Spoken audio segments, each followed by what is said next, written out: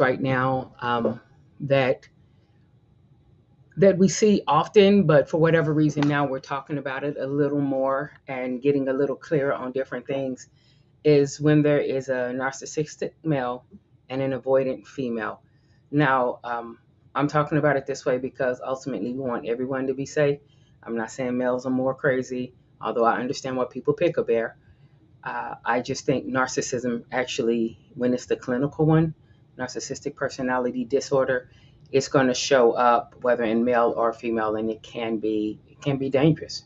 Not just exhausting and frustrating, but it literally can be dangerous.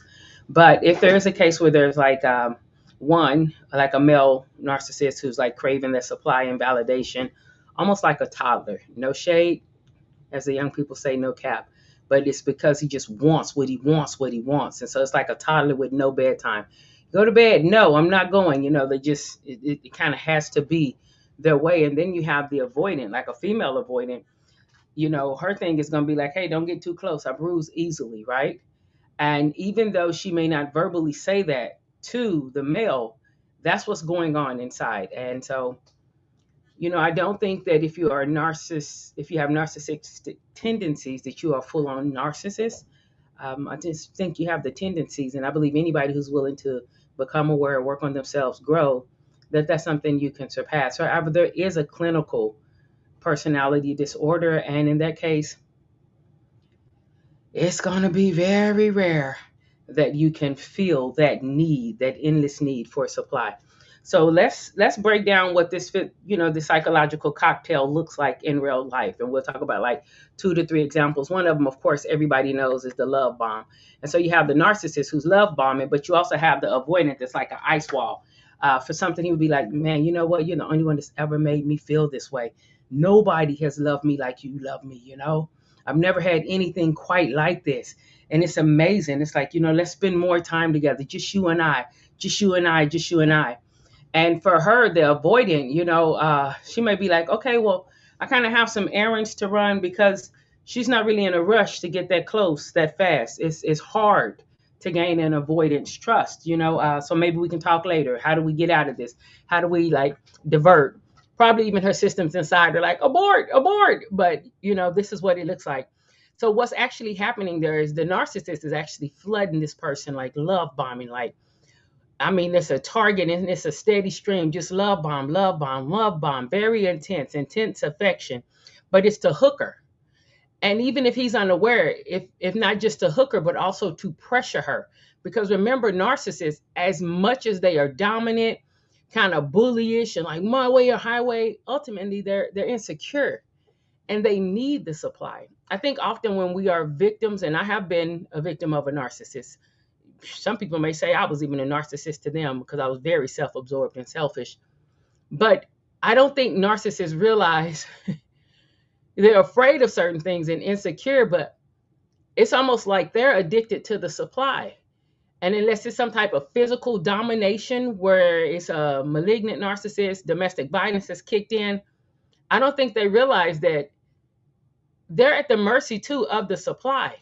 Lord help if the supply begins to understand the value of the supply. Just a message there.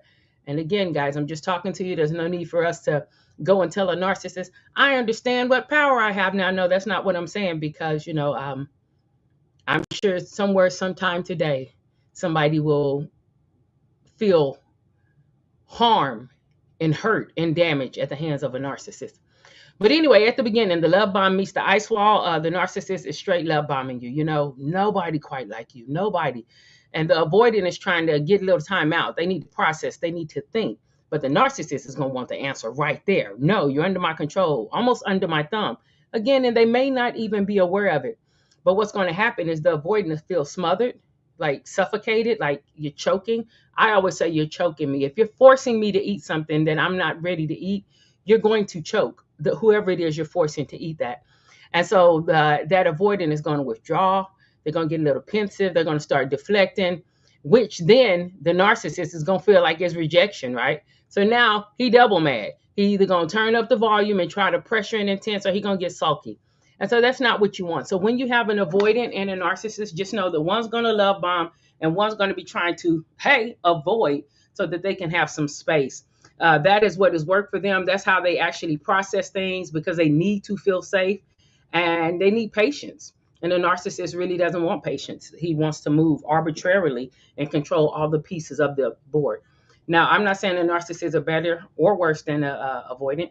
I'm not saying an avoidant is better or worse. I'm saying both of these individuals need to be self aware so that they can see what is going on, how it's going on, and what is the best plan of action moving forward. Again, just because there are narcissistic traits, which is really present in any successful person, it doesn't mean that there is a clinical disorder in the narcissism. Um, Another thing is, well, I'll just come back. I'll talk about that in another post, like the little tango dance with the silent treatment. That's a trip. But we can talk about that a little later, once we bounce back, maybe next week or on another post. We can go over some of those things and we can talk about some of those things. But again, guys, if there is, if you're aware of a narcissist and an avoidant, or if you are in a relationship one, be it romantic, be it, what do I want to say? It can be romantic, it can be familiar, like your family, it can just be friends. Be aware of how the individuals operate in that, so that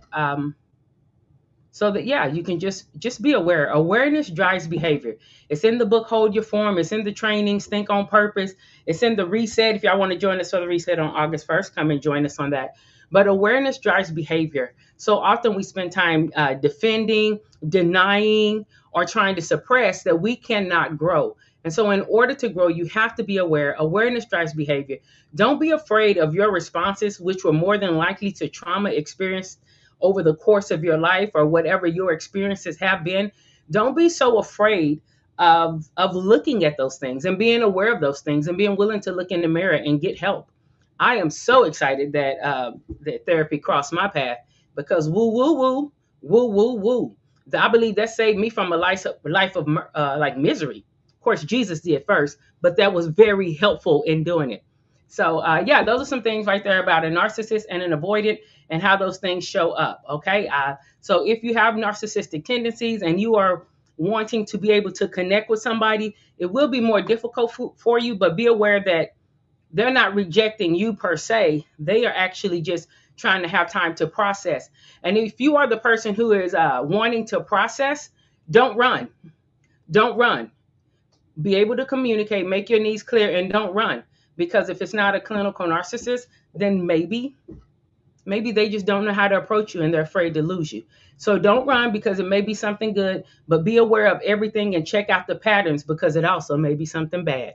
Woohoo message. So yeah, that's all I have today. Y'all have a great day. My name is Sharon Combs. I'm a coach.